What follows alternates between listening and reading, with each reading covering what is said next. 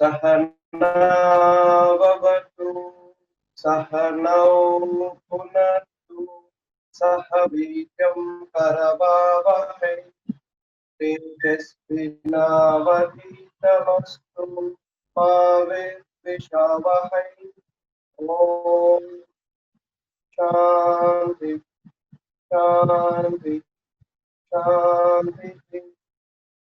गुरुर्ब्रह्मा गुरुर्विष्णु गुरुर्देवो महेश्वरः गुरुः साक्षात् परब्रह्म तस्मै श्री गुरवे नमः।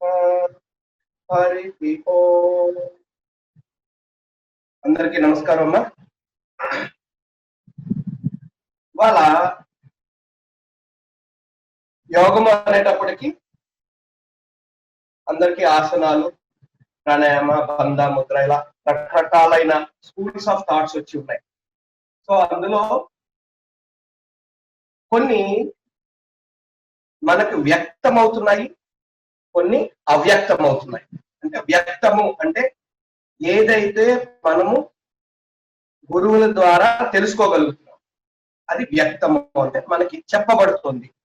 కొన్ని అవ్యక్తము అంటాం. ఆ అవ్యక్తము అంటే అర్థం ఏంటంటే కొన్ని మనకి చెప్పడానికి మనం కొంత అర్హత ఉంటే గాని మనం చెప్పలేనివి, అలాంటివి అవ్యక్తము అంటాం. ఇప్పుడు ఆ వ్యక్తము అవ్యక్తము ఎవరు డిసైడ్ చేస్తారు అంటే సాధకుడి యొక్క స్థితిని బట్టి వాళ్ళు టీచర్లు, వాళ్ళ యొక్క గురువులు కంపల్సరీగా దాన్ని చెప్పడం జరుగుతుంది. సో అందుకని ఇక్కడ ముఖ్యంగా మనం తెలుసుకోవాల్సింది ఏంటంటే ఇవాళ మనము ఈ జీవన యోగశాల వాళ్ళ ద్వారా మనం అందరం కలుసుకున్నది అత్యంత సూక్ష్మం అన్నమాట. ఇదేంటంటే ఇదివరకు పాత రోజుల్లో తంత్రము యోగ శాస్త్రము, తంత్ర శాస్త్రము యోగ శాస్త్రము రెండు కలిపి ఉండేది. ఇప్పుడు ఏదైతే మనము చెప్పుకుంటున్నామో ఇవన్నీ కూడా తంత్రము అనేటప్పటికీ దానికి కొంత నియమనిష్టలు చాలా ఎక్కువ ఇది ఉండేది. ఇప్పట్లాగా ఉండేది కదా. అప్పుడు 1-to-1 యోగా 1-to-1 స్టార్ట్ చేసేవాళ్ళు, అందరికి టీచ్ చేసి అదంతా కూడా 1-to-1 చెప్పేవాళ్ళు. సో ఇప్పుడు ఎప్పుడైతే మనము ఈ తంత్ర శాస్త్రాన్ని యోగ శాస్త్రాన్ని విడివిడిగా మనం చూడడం మొదలు పెట్టామో దానితో పాటు మనకి కుండలిని ఇలాంటివి మరుగున పడిపోయాయి అంటే ఇప్పుడు మరి అందరికీ తెలుసును. కాకపోతే ఏంటంటే అది మనం సాధన చేయవచ్చా లేదా, అసలు మన ధర్మం మనకి ఏం చెప్తుందో అవన్నీ కూడా ఇవాళ మనం తెలుసుకునే ప్రయత్నం చేద్దాం. ఇవాళ మన టైటిల్ టాపిక్ ఏంటంటే secrets of kundalini. First secret అంటే ఏంటి, మనం ఒకరికి చెబితే అది ఇంకెవరికి చెప్పకూడదు అని. అలాగే మరి ఇందులో కుండలిని మరి సీక్రెట్ అని అందరికీ చెప్తున్నారు కదా అంటే మనము కుండలిని యొక్క తత్వము అంటే దాని ఫిలాసఫీ, దాని scientific way in relation to your body and mind తెలుసుకుందాం ఇవాళ. తప్ప ప్రాక్టీస్ లోకి ఇవాళ వచ్చాం కదా అని ప్రాక్టీస్ ఎవరు ఎక్స్పెక్ట్ చేయకండి. ప్రాక్టీస్ కాదు, ఇదేంటంటే మనము ఆ కుండలిని శక్తి యొక్క గొప్పతనాన్ని తెలుసుకునే ప్రయత్నం చేద్దాం. రైట్. కుండలిని ఆ పేరులోనే ఉంది. కుండ అంటే ఎట్లా ఉంటుంది, రౌండ్ పాట్ అంటే రౌండ్ షేప్ లో ఉంటుంది. ఇప్పుడు మన శరీరము ముందు యోగము అంటే ఒక కొంత అర్థం చేసుకుని తర్వాత కొంత ప్రాణాయామం గురించి తెలుసుకుని అప్పుడు కుండలిలోకి వెళ్దాం. మనకి ఏంటంటే ఆల్మోస్ట్ ఒక 1 hour లెక్చర్ ఉంటుంది. Last 20 minutes question and answers. ఈ శరీరం ఏదైతే ఉందో మానవ శరీరము 84 లక్షల జీవరాశుల్లో ఈ ఒక్కదానికి, ఈ మానవ శరీరానికి తప్ప మిగతా అన్నింటికి 83,99,999కి కూడా వెన్నెముక భూమికి సమాంతరంగానే ఉంటుంది. ఒక్క మానవుడికి మాత్రమే వెన్నెముక నిటారుగా ఉంటుంది. మిగతా జంతువులకి వాటికి కొంచెం ఇలా యాంగిల్స్ అలా ఉన్నా కూడా నిటారుగా ఉండేది. అంటే మన మానవుడి యొక్క ముఖ్యమైన లక్షణము ఏంటంటే మోక్ష మార్గానికి చేరుకోవడానికి మానవ జన్మే అన్నిటికన్నా అర్హత పొంది ఉంది. ఎందుకని జీవుడు తన యొక్క శక్తిని ఊర్ధ్వముఖ చలనం చేసి వెళ్ళాలి. అంటే ఇక్కడ 2 పదాలు వాడాను, జీవుడు, ఊర్ధ్వముఖ చలనము, తన శక్తి. ఒక్కొక్క దాని గురించి మళ్ళీ మనం తెలుసుకుందాం. ఇప్పుడు ఈ కుండలిని అనేది బేసిక్ గా ఎక్కడ స్టార్ట్ అవుతుందంటే, ఇది అద్వైత ఫిలాసఫీ నుంచి స్టార్ట్ అవుతుంది. అంటే 2 రకాల ఫిలాసాఫికల్ థాట్స్, అంటే ఇంకా చాలా ఉన్నాయి, ద్వైతము, అద్వైతము, విశిష్ట అద్వైతము, ఇలాగా ఉన్నాయి. ఫస్ట్ అద్వైత ఫిలాసఫీ నుంచి ఈ కుండలిని. ఫస్ట్ అద్వైతము అంటే ఏంటంటే భగవంతుడు మనిషి వేరు కాదు అనేది అద్వైతం. ద్వైతం అంటే వేరు వేరు, ఆయన వేరు ఇది వేరు. అందుకనే ఈ అద్వైత ఫిలాసఫీ ఏం చెప్తుంది అంటే, జీవాత్మ పరమాత్మ రెండు ఒకటే. పరమాత్మ యొక్క ఒక అంశ, చాలా తక్కువ పరిమాణంలో అంశ ఈ జీవుల్లో ప్రవేశపెట్టబడింది. అందుకనే దీన్ని ఈ జీవుల్లో ఉంది కాబట్టి జీవాత్మ అంటున్నాము. అది ప్రపంచం అంతా వ్యాప్తి చెంది ఆ చరాచర సృష్టి అంతా ఉంది కాబట్టి పర ఆత్మ, పరం బయట ఉంది కాబట్టి పరమాత్మ. ఈ జీవుడి యొక్క ముక్తి అంటే ఏంటి అంటే, ఈ యొక్క జీవుడిలోకి ఉన్న ఆత్మని శక్తి పంచుకొని దాన్ని ఊర్ధ్వముఖ చలనం చేసి నెమ్మదిగా పైకి వెళ్ళాలి అని చెప్పండి. రైట్, అది అద్వైత ఫిలాసఫీలో మనం తెలుసుకోవాల్సిన ఫస్ట్ ఇంపార్టెంట్ పాయింట్. రెండోది, ఈ యోగ శాస్త్రంలో మనం చూస్తే క్రియలు, బంధాలు, ముద్రలు, ఆసనాలు, ప్రాణాయామాలు, ఇలా రకరకాలైన మనకి ఉన్నాయి. అవి ఒక్కొక్కటి విడిగా అన్ని రకాలుగా ఎందుకున్నాయంటే, ఏదో ఒకటే మనకు ఉండొచ్చు కదా అనేటప్పటికీ, ముందు ఇప్పుడు మనం బేసిక్ గా ఈ యొక్క శరీరం గురించి కొంత తెలుసుకున్న తర్వాత కొద్ది కొద్దిగా లోపలికి వెళ్దాం. ఎందుకంటే ఇది ఈజీలీ పాల్పేటబుల్, అంటే ఈ శరీరాన్ని ముందు పట్టుకోగలం, ఆ తర్వాత లోపల ఏదైనా పట్టుకోవడానికి ట్రై చేద్దాం. అందుకని ముందు కొంత మన శరీరం గురించి మనకి తెలియాలి. తెలిసిన తర్వాత అప్పుడు మనం మిగతాది లోపలికి వెళ్దాం మెల్లిమెల్లిగా. ఫర్ ఎగ్జాంపుల్, ముందు ఈ కళ్ళు 2 తీసుకోండి. కళ్ళు ఉన్నాయి. కళ్ళు ఇప్పుడు మనకు మామూలుగా దేనికి ఇచ్చాడు? చూడడానికి ఇచ్చాడు. అంటే చూడటం ఒకటేనా వాటి పని?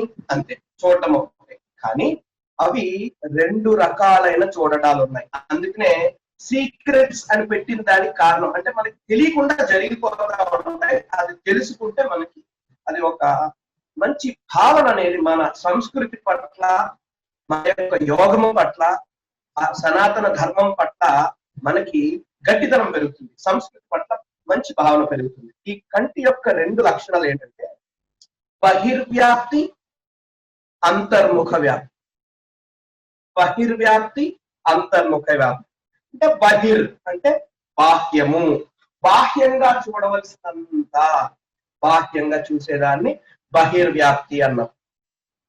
అంతర్ముఖ వ్యాప్తి, అంతర్ముఖ వ్యాప్తి అంటే మన లోపల చూసుకోవడము. ఇప్పుడు విడివిడిగా మళ్ళీ తెలుసుకోవాలి. ఈ బహిర్వ్యాప్తి అన్నాం కదా, బహిర్వ్యాప్తి అంటే అర్థం ఏంటి?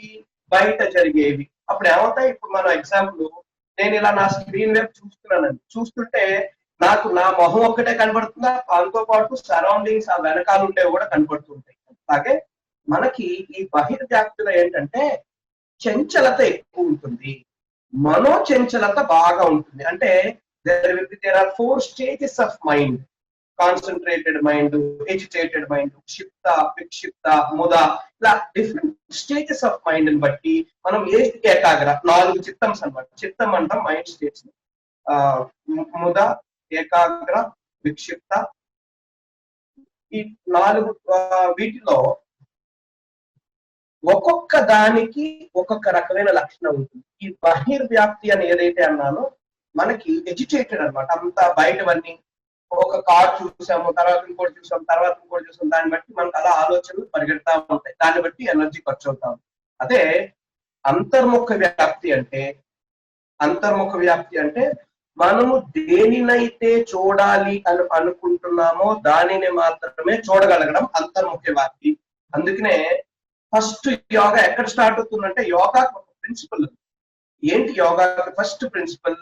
Yoga is a journey from external world to the internal world. అంటే మనము బాహ్య ప్రపంచం నుంచి అంతర్ ప్రపంచానికి జర్నీ చేయడమే యోగము అని అర్థం. సో ఇక్కడ ఈ అంతర్ముఖ జర్నీ ఎందుకు చేయాలి అనేది చూద్దాం. ముందు ఫస్ట్ ఈ కంటి యొక్క లక్షణం అది. అలాగే ఈ శరీరము కూడా రకరకాలైన పనులు చేస్తూ ఉంటుంది. అంటే తిన్నది అరుగుతుంది, అరిగింది బయటకు వెళ్తుంది, గాలి తీసుకుంటుంది. ఇవన్నీ ఒక్కొక్కటి ఒక్కొక్క రకరకాలైన పనులు ఉన్నాయి. దానివల్ల ఇది నిలబడుతుంది. వాటిని మనం ఎలా డివైడ్ చేసుకోవాలి? సృష్టి, స్థితి, లయ. సృష్టి మనం పుట్టాము.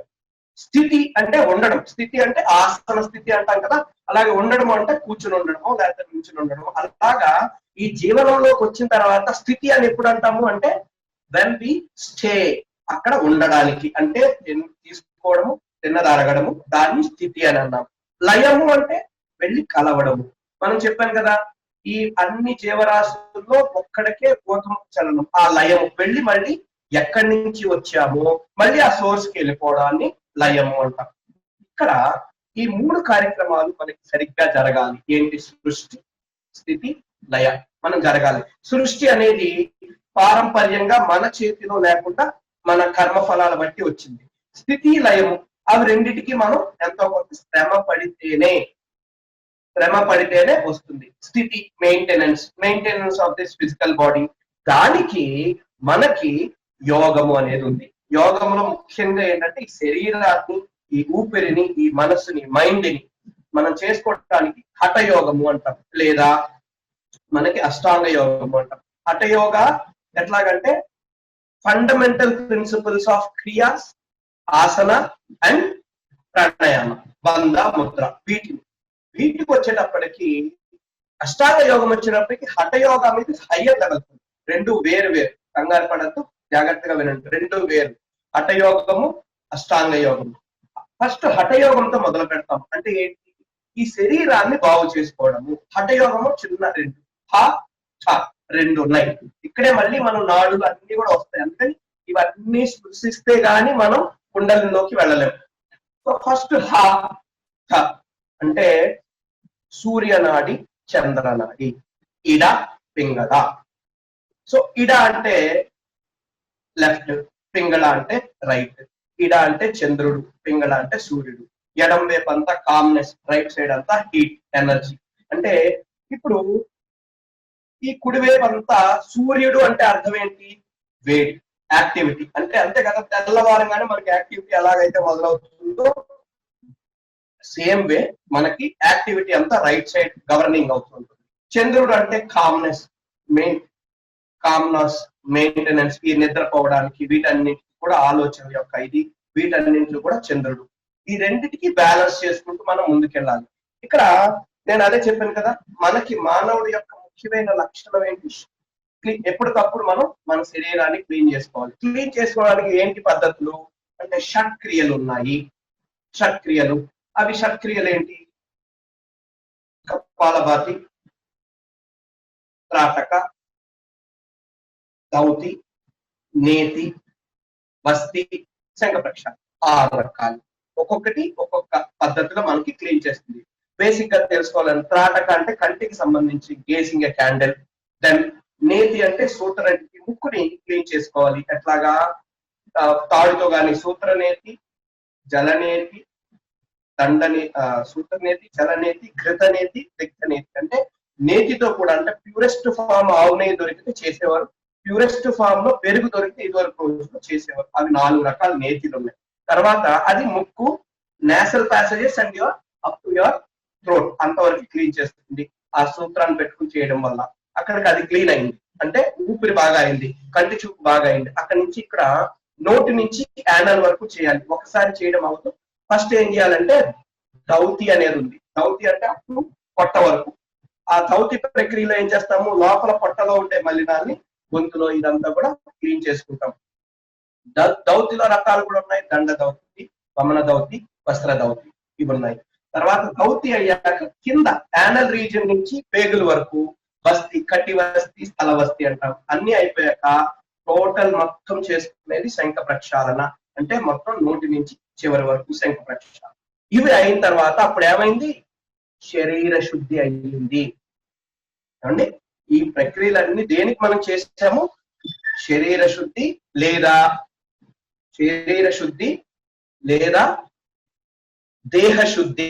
అంటే మామూలుగా మనం దేహ శుద్ధి అంటే కొట్టడం అనుకుంటాం, కానీ దేహ శుద్ధి అంటే ఇదండి. దేహ శుద్ధి అయింది. ఆ తర్వాత నెక్స్ట్ జరగాల్సింది ఏంటంటే నాడీ శుద్ధి. మనకి 4 రకాల శుద్ధులు ఉన్నాయి, ఒక్కొక్కటి చెప్పుకుంటూ వెళ్దాం ఏమ్మా.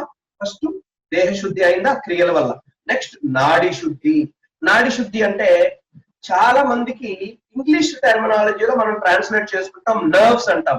నరముల వ్యవస్థ వేరు, నాడీ వ్యవస్థ వేరు. నరముల వ్యవస్థ ఇక్కడ నరముల వ్యవస్థ వేరు, ఇది వేరు. ఇక్కడ మీరు దేహ శుద్ధిలో భాగంగా ఎందుకు దేహ శుద్ధి చెప్తున్నారు ఇప్పుడు సంబంధం లేకుండా అనుకోకండి. ఎందుకనంటే మనం చేసేది కుండలిని అనే అత్యద్భుతమైన శక్తి జాగృతం చేయడానికి మన శరీరాన్ని రెడీ చేసుకుంటాం. చిన్న ఎగ్జాంపుల్ చెప్తాను. ఎలాగంటే ట్యూబ్ లైట్ లో ఫ్యాన్ లో కరెంట్ ఉంది. ఆ కరెంట్ ని మనం డైరెక్ట్ గా వెళ్ళి పట్టుకుంటే ఏమవుతుంది? షాక్ కొడుతుంది. అదే రబ్బర్ గ్లౌజులు, రబ్బర్ బూట్లు వేసుకుని అందులో కొంత ప్రావీణ్యం పొందాక పట్టుకుంటే మనకి షాక్ కొట్టింది. దాంతో మనకు కావాల్సినట్టుగా దాన్ని ఎన్ని లైట్ అయినా పెట్టుకోవచ్చు. అందుకని ఈ క్రియల యొక్క ఇంపార్టెన్స్ అంత ఉంది ఈ కుండలిని తత్వం తెలుసుకునే ముందు. అందుకనే వాటి గురించి కూడా చెప్పడం జరిగింది. దేహ శుద్ధి అయింది. నెక్స్ట్ నాడీ శుద్ధి. నాడీ శుద్ధి అంటే నర్వస్ సిస్టమ్ వేరు, నాడులు వేరు. నాడులు అనే దానికి ట్రాన్స్లేటెడ్ ఇంగ్లీష్ పదాలు ఉండవు కొన్ని సంస్కృత పదాలకి. నాడి అంటే ఇట్ ఇస్ ఆస్ట్రల్ ట్యూబ్ అని తెలుసుకోండి. కంటికి కనిపించని ప్రాణశక్తి ఫ్లో అయ్యే ఇదని చూసుకోండి, అంతవరకే ఏమా. దాన్ని నాడీస్ అంటాం. నాడీ శుద్ధికి మనం వాడే ఇంపార్టెంట్ ఇవేంటంటే ప్రాణాయామం వాడతాం. ప్రాణాయామాలు వాడాలి. ఆ ప్రాణాయామాలు చేసేటప్పుడు మనం ఎలా చేస్తాము? ఇక్కడి నుంచి తీసుకుని లోపలికి తీసుకుని వదులుతాం. ఇది నాడీ శుద్ధి. చెప్పాను కదా, సూర్యనాడి, చంద్రనాడి ఉన్నాయి. వాటిని మనం శుద్ధి చేసుకుంటాం, నాడీ శుద్ధి. ఆ తర్వాత అష్టాంగ యోగాల భాగాలు ఇవి ఉన్నాయి అని చెప్పాను కదా. అష్టాంగ యోగాలు యమ, నియమ, ఆసన, ప్రాణాయామ, ధారణ, ధ్యాన, సమాధి ఇవి ఉన్నాయి కదా. ప్రత్యాహార ఒకటి, ధారణ, ధ్యాన, సమాధి. వాటిలో ప్రాణాయామం వరకు దేహానికి, ఊపిరికి సంబంధించి అయింది. ఆ తర్వాత మనోశుద్ధి జరగాలి. మనోశుద్ధి అంటే అప్పుడు నేను ఇందాక చెప్పాను కదా, అంతర్ముఖ వ్యాప్తి, అంతరంగ యోగా, అంతర్ముఖ వ్యాప్తి, journey from external to the internal అక్కడ మొదలవుతుంది. ఎలా మొదలవుతుంది అంటే యోగాలో, అష్టాంగ యోగాలో ధారణ, ధ్యాన, సమాధిని అంతరంగ యోగము అంటాం. ఈవెన్ కొన్ని స్కూల్స్ ఆఫ్ థాట్ లో ప్రత్యాహార కూడా, అంటే మొదట 4ని యమ, నియమ, ఆసన, ప్రాణాయామాన్ని బహిరంగ యోగా అంటారు. కొన్నిట్లో 5 ప్రత్యాహారం కూడా బహిరంగ yoga. But what ever it is, first 4 బహిరంగ యోగా, ప్రత్యాహార, ధారణ, ధ్యాన, సమాధి అంతరంగ యోగం అనుకున్నాం. ధారణ, ధ్యాన, సమాధి స్టేజ్కి వచ్చేటప్పటికి ధారణము అంటే ఏంటి? మనం ధరిస్తున్నాము. దేన్ని ధరిస్తున్నాము? ఏదో ఒక ఆబ్జెక్ట్ తీసుకుని దాని మీద కాన్సన్ట్రేట్ చేస్తున్నాము. అందుకని దాన్ని ధరిస్తున్నాము అని అర్థం. సో ఆ ధారణ ఏం చేస్తున్నాము? ఫర్ ఎగ్జాంపుల్ మన ఊపిరి మీద చాలా మంది ప్రాక్టీస్ లో చేస్తూ ఉంటారు. ధారణ అంటే మెడిటేషన్, వాట్ ఎవర్. ఊపిరి మీద, శ్వాస మీద ధ్యాస అంటారు. అంటే మీ శ్వాసని మీరు ధరిస్తున్నారు అని అర్థం. ఎలా? దేనికి ధరించడం అంటే అర్థం ఏంటి? అక్కడ ఈ మైండ్ లో రకరకాలుగా ఉండే ఆలోచన లేకుండా ఆ ఒక్క దాని మీద దృష్టి పెడుతున్నారు. So you are concentrating upon your breath. ఊపిరి మీద మీరు దృష్టి పెడుతున్నారు. అది అంతరంగ వ్యాప్తి అక్కడ స్టార్ట్ అయింది. సో అక్కడ ఏం జరుగుతుంది? మనోశుద్ధి జరిగింది. ఆ మనోశుద్ధి జరిగిన తర్వాత ఆఖరిది బుద్ధి శుద్ధి అని అవుతుంది. బుద్ధి శుద్ధి అనేది ఎక్కడ జరుగుతుంది అంటే మనకి హయ్యర్ లెవెల్స్ ఆఫ్ కాన్షియస్నెస్ వచ్చినప్పుడు మాత్రం బుద్ధి శుద్ధి అనేది జరుగుతూ ఉంటారు. ఇప్పుడు ఇది ఇదమిత్తంగా మన శరీరం యొక్క ముఖ్యమైన లక్షణం. ఇప్పుడు now we will enter into the kundalini. Introduction to kundalini. ఇప్పుడు కుండలిని మన సనాతన ధర్మం ఏం చెప్తుందంటే శక్తి అని చెప్తుంది, పవర్ అని చెప్తుంది. ఆ సనాతన ధర్మం చెప్పిన ప్రకారము ఆ పవర్ అంటే పార్వతి అమ్మవారు అని అనుకున్నారు. చాలా మంది పార్వతి అమ్మవారి స్వరూపం కిందే మాకు బోధించబడింది. అలా అంటే కొన్ని స్కూల్స్ లో అంటే శాక్తులు అని ఒక శాఖ వాళ్ళు ఉన్నారు. శాక్తులు ఏం చేస్తారు? ఆ పార్వతి అమ్మవారు అనుకుంటా పేరు ఏదైనా అవనివ్వండి.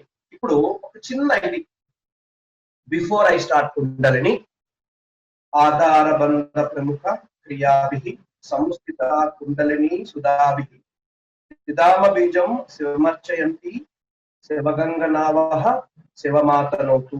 ఈ పద్యం యొక్క తాత్పర్యం ఏంటంటే అండి, త్రిబంధములు మూలబంధ, ఉడ్యానబంధ, జలంధర తో త్రిబంధములు మరియు జపము క్రియల ద్వారా నిద్ర లేచిన శక్తి స్వరూపిణి అయిన కుండలిని తల్లి కుండలిని దేవి అమృతంతో తడిసినదై మూలాధారము నుండి ఆజ్ఞా చక్రము వరకు పరిడఢెల్లినదై ఆ సదాశివుణ్ణి సేవిస్తూ మనలందరికీ శుభములిచ్చుగాక. ఆ తల్లి మన లోపల ఉంది. ఇది అద్వైత ఫిలాసఫీ అని చెప్పాను కదా, మన లోపల ఉంది ఆ తల్లి. ఆ తల్లి మన లోపల నుంచి జాగృతమై ఎలాగ జాగృతం అవుతుంది? 3 బంధాలు చూడండి. మొత్తం నేను చెప్పబోయేదంతా ఈ తాత్పర్యంలోనే వచ్చేసింది. త్రిబంధములు, జపము, క్రియల గురించి చెప్తాం. ఇంకా డీటెయిల్డ్ గా ఇప్పుడు మనం చెప్తాం. త్రిబంధములు, మూలబంధ, ఉడ్యానబంధ, జలంధర బంధ, మహాబంధ ఇంకా ఉన్నాయి. సరే, ఇక్కడి వరకు ఇది చాలు. వాటి ద్వారా నిద్ర లేచిన ఆ శక్తి స్వరూపిణి నెమ్మదిగా ఊర్ధ్వముఖ చలనం చేసి, అయ్యవారంటే పరమశివుడు ఎక్కడున్నాడు? పైన సహస్రారంలో ఉన్నాడు. అక్కడికి వెళ్ళి అమృతంతో తడిసినదే, అంటే ఇంకా నెక్టర్ అన్నమాట. అది నెక్టర్, అమృతం ఉందా బయట ఎక్కడో ఉందనుకుంటాం, లేదు, మన లోపలే ఉంది. అది ఎలాగో అన్ని తెలుసుకోవడానికి ప్రయత్నం చేద్దాం. మనం ఆ అమృతంతో తడిసినదై ఎక్కడి నుంచి మొదలైంది తల్లి? మూలాధారం నుంచి ఆజ్ఞా చక్రం వరకు వెళ్ళడము అంటే బాగా ఎక్స్పాండ్ అవడం, బాగా వృద్ధి చెందడం. ఇప్పుడుందా? ఇప్పుడు లేదు. అందుకనే వృద్ధి చెందాలని. వృద్ధి చెంది ఎవరిని కొలుస్తుంది ఆ తల్లి? ఎవరిని చేరుతుంది? ఆ సదాశివుణ్ణి సేవిస్తుంది. ఆ సదాశివుడిని సేవిస్తూ ఆ తల్లి ఏం చేస్తుంది? అమ్మ మనకేం చేస్తుంది? మనకందరికీ శుభములిచ్చుగాక. ఆ ప్రేయర్ తోటి ఆ మహాశక్తి గురించి చెప్పడానికి ఇప్పుడు ప్రయత్నం చేస్తాను. ఎందుకనంటే మన సనాతన ధర్మం ఎప్పుడు కూడా నాకు తెలిసిందల్లా ఆ భగవంతుడి యొక్క జ్ఞానము. అందుకని ఆ ప్రేయర్ చేసుకోవడం అంతా మనకి మంచిది. ప్రయత్నం. ఇప్పుడు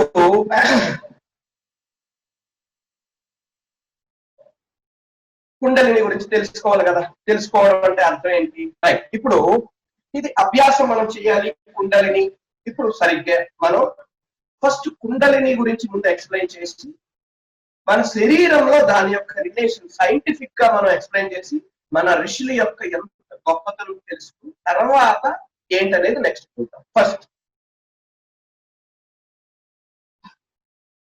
మన కుండలిని శక్తి అర్థం అది మన శరీరంలో ఎక్కడ ఉంటుంది అంటే మూలాధార చక్రంలో ఉంటుంది. ఎలా ఉంటుంది అంటే ఇలాగా 3 చుట్లు చుట్టుకుని ఉంటుంది ఒక పాము. అలా ఊహించుకోండి అంతే. 3 చుట్లు చుట్టుకుని పాము దాని పడగని ఇలా కింద వైపు పెట్టి ఉంటుంది. మనకి కింద వైపు పెట్టి ఉంటుంది. ఎందుకని? మనం బహిర్ముఖ వ్యాప్తులం, అంతర్ముఖ వ్యాప్తులం కాదు. అదే గొప్ప గొప్ప వాళ్ళందరికీ కూడా అవి ఎలా ఉంటాయి అంటే పడగ పైన ఉంటుంది ఇక్కడ. అది నేను తర్వాత మళ్ళీ చెప్తాను. ఇంకొక ముఖ్యమైన విషయం, అందరికీ కుండలిని గురించి తెలుసుకోవాలని వచ్చిన అందరికీ నడిచే పరమశివుడు అని అందరి చేత కొనియాడబడిన శంకరాచార్య, ఆ కంచిపీఠం శంకరాచార్య, ఆయన చెప్పిన ఒకే ఒక్క మాట నేను మళ్ళీ చెప్తున్నాను. సరి అయిన గైడెన్స్ లేకుండా, సరి అయిన గురువు యొక్క ఇది లేకుండా మనము కుండలిని సాధన గురించి ఆలోచించవద్దు. ఎందుకంటే దానికి ఆ రూల్స్ ఎన్ని ఉన్నాయో మెల్లిగా చెప్తాను. ముందు ఇంట్రెస్టింగ్ గా ఇది వినండి, తర్వాత ఎలాగా ఏంటనే తర్వాత చెప్తాను. ముందు ఇది మనవి, అందరికీ కూడా మనవి ఏంటంటే కంచి పరమాచార్య ఆయన డైరెక్ట్ గా చెప్పారు వాళ్ళ డిసిపుల్స్ అందరికి, కుండలిని తొందరగా టచ్ చేయదు. Taming of kundalini is not advisable to every one who wanted to see the taste of kundalini. ఎవరు కూడా చెయ్యొద్దు అని చెప్పారు, unless if you have a proper guidance. Kanchi Paramacharya. ఓకేనండి, రైట్. అది చెప్పిన తర్వాత ఇప్పుడు మనం వెళ్దాం. ఇప్పుడు అభ్యాసంలో మనకి మామూలుగా మనం తెలుసుకోవడంలో, ఈ కుండలిని గురించి తెలుసుకోవడంలో శరీరంలో 6 షట్ చక్రాలు ఉన్నాయి. మూలాధారం, స్వాదిష్టానం, మణిపూరకం, అనాహతం, విశుద్ధి, ఆజ్ఞ, 6. సహస్రారం చక్రం అనుకుంటాము, అది మన శరీరానికి కాదు, శరీరానికి కొంచెం పైన ఉంటుంది, జస్ట్ పైన ఉంటుంది. అది 6 చక్రాల కిందే మనం లెక్క చూసుకోవాలి. 6 చక్రాలు ఉన్నాయి. ఎక్కడున్నాయి, ఎలా ఉన్నాయి, ఇవన్నీ మెల్లిమెల్లిగా వద్దాం. ఫస్ట్ మూలాధారం, పేరులోనే ఉంది, మూలము, ఆధారము. మూలము అంటే బేస్, అంటే కార్నర్ అవ్వచ్చు, బేస్ అని కూడా తీసుకోవాలి ఇక్కడ, బేస్. ఆధారం అంటే ఈ మొత్తానికి చరాచర సృష్టి, ఈ శరీరానికి ఒక సృష్టి అనుకుంటే దీనికి ఆధారభూతమైనది మూలాధార చక్రం, మూలాధారం అన్నాం. ఇది 4 పెటల్ లోటస్, 4 పద్మములు కలిగిన తామర పువ్వు. అలా ఊహించండి. ఇది ఇంకొకటి ముఖ్యమైన విషయం, కుండలిని అనేది ఆసనం వేసినట్టు కనబడుతుందా? కాదు. అంతర్ముఖము, మన లోపల, మన కాన్షియస్నెస్, మన లోపల మనం చూసుకోవాలి. ఎలా తెలిసింది? వెన్ ద యోగీస్, వాళ్ళందరూ కూడా హయ్యర్ లెవెల్ ఆఫ్ కాన్షియస్నెస్ లో ఉన్నప్పుడు తెలిసింది. అది ఒకటి గుర్తుపెట్టుకోండి, రైట్. మూలాధారమైన 4 petal lotus. నెక్స్ట్ స్వాదిష్టానము, పేరులోనే ఉంది, మీనింగ్స్ కూడా వెంటనే అక్కడే చెప్పుకుని వెళ్దాం. స్వ, సెల్ఫ్. అధిష్టానం, అధిష్ఠించడం అంటే, అధిరోహించడం అంటే కూర్చోవడం, నన్ను నేను జయించుకోవడం. ఈ పేర్లు వినండి, మళ్ళీ వీటికి ఒక్కొక్కటి మళ్ళీ కింద నుంచి ఎక్స్ప్లెనేషన్ మళ్ళీ ఇచ్చుకుంటాం. స్వ, అధిష్టాన, నన్ను నేను జయించడం.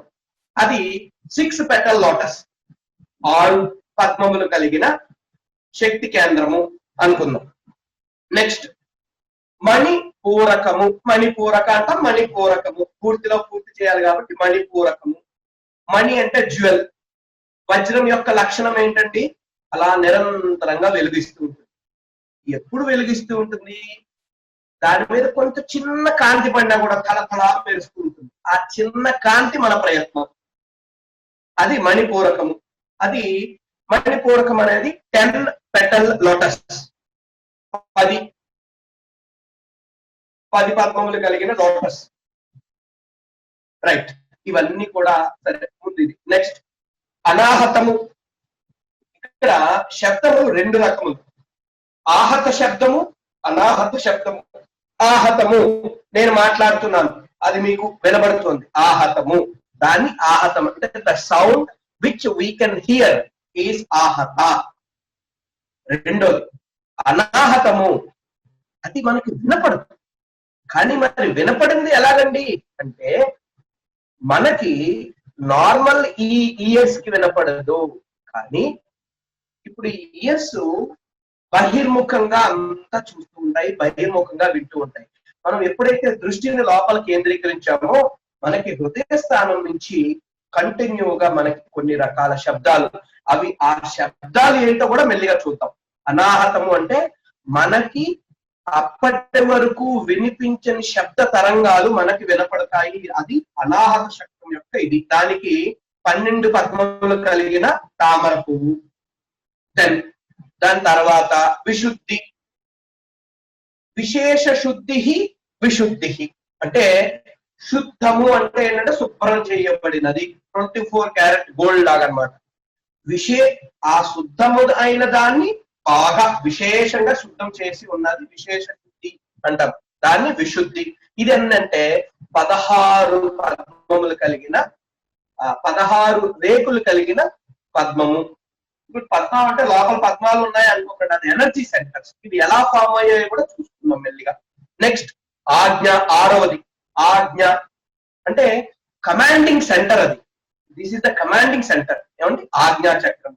కమాండింగ్ సెంటర్కి వచ్చేటప్పటికి మిగతా చోట అంతా కూడా ఇంక నుంచి విచిత్రాలు మొదలవుతా ఉంటాయి, ఒక్కొక్కటి తెలుసుకుంటా ఉంటాయి. కమాండింగ్ సెంటర్ 2 పద్మాలే ఉంటాయి, రెండే రేకులు. 2 పెటల్ లోటస్ ఆజ్ఞా చక్రం. ఏమండి? మూలాధారం 4. ఇప్పుడు లెక్క చూసుకోండి, మళ్ళీ మనకి ఇక్కడ లెక్క కావాలి.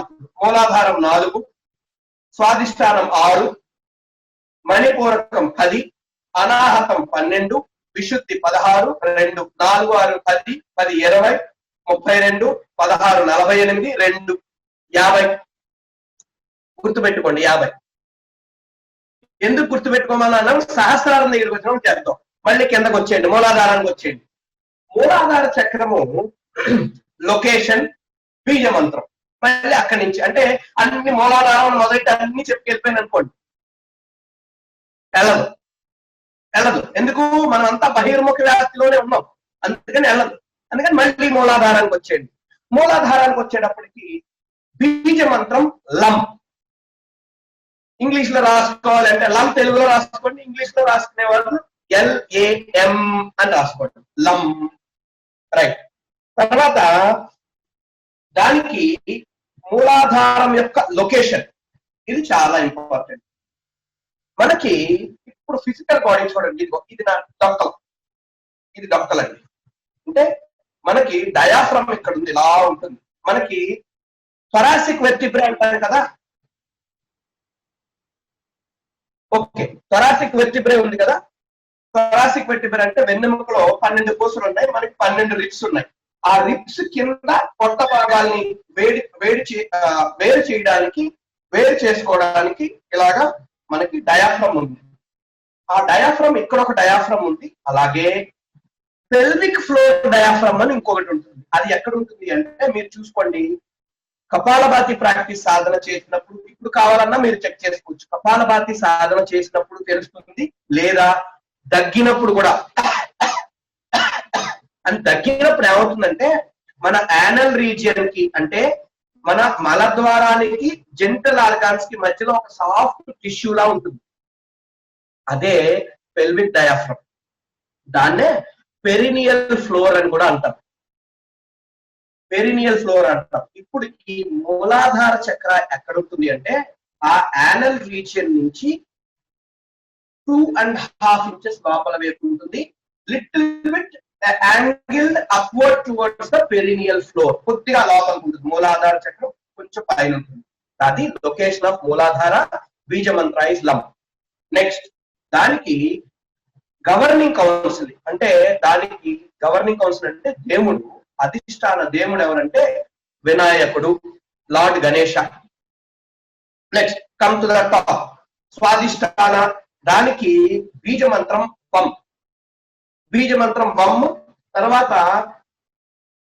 లొకేషన్ ఎక్కడ ఉంటుంది అంటే, మూలాధార చక్రానికి కొద్దిగా పైన మన జెనిటల్ ఆర్గాన్స్, మర్మాంగాలు ఎక్కడైతే ఉన్నాయో దానికి వెనక వైపుగా వెన్నెముకకి దగ్గరగా, అదే వెన్నెముక ఇదిలో ఉంటుంది మన స్వాదిష్టాన చక్రం.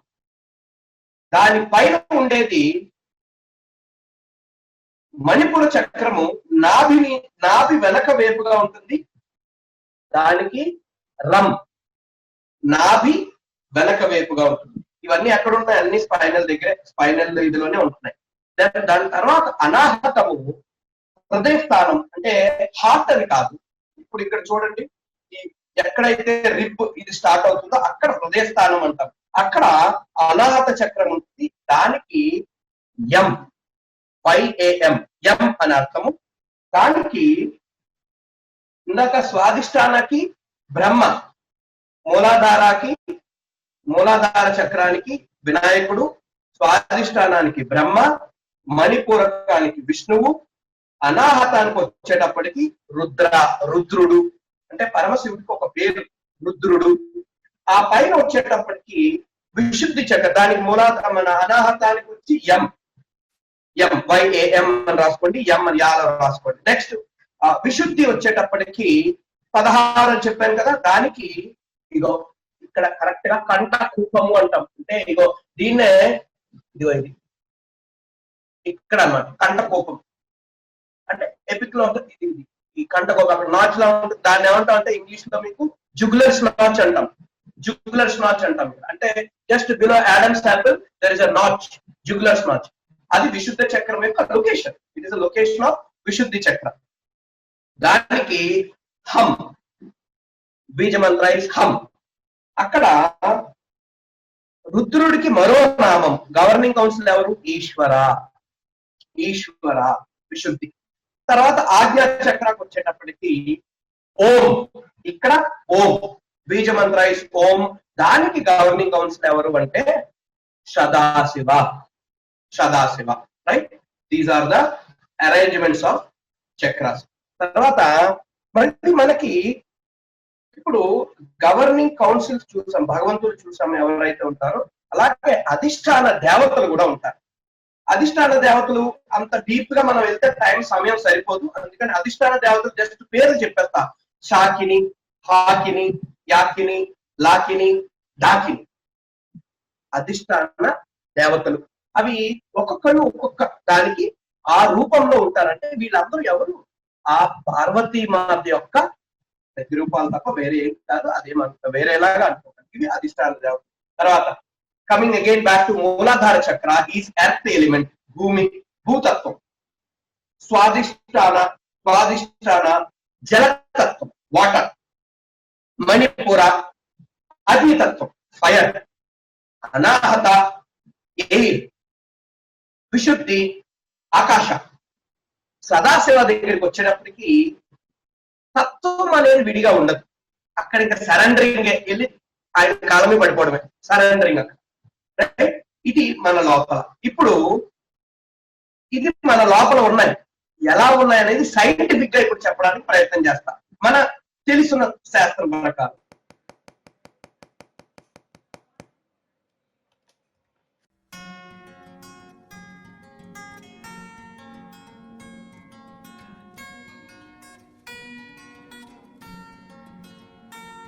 Please subscribe the channel for more interesting updates.